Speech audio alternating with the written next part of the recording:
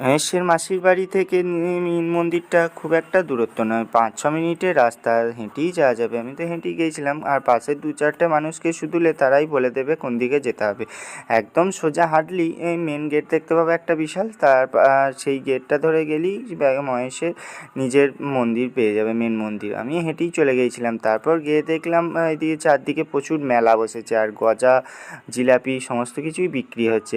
আর সকালের দিকে গেছি, মন্দির যেহেতু এখন ফাঁকা, মহেশ এখন মাসির বাড়িতে, সেহেতু মন্দিরে খুব একটা ভিড় নেই প্রচুর। কিন্তু হ্যাঁ, একটা জিনিস আছে, প্রচুর ভিখারি, আর তারা সমস্ত গোপাল ঠাকুর নিয়ে বসে আছে ভিক্ষার জন্য। আর মেন মন্দিরের সামনেই আছে গৌর নিতাইয়ের একটা মূর্তি, আর এইটা হচ্ছে মেন মন্দিরের আটচালা।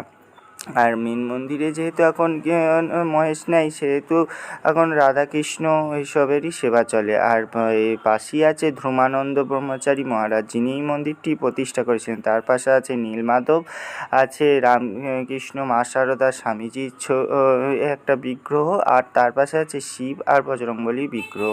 মেন মন্দিরের ঠিক গায়েই আছে। আর মেন মন্দিরে প্রতিদিনই ভোগ হয়, ভোগের চার্জ হচ্ছে 150 টাকা। 1-2 জন গেলে যেদিন যাবেন সেদিন কি ভোগ পাওয়া যাবে, কিন্তু বেশি গেলে 8টার মধ্যে গিয়ে টিকিট কাটতে হয়।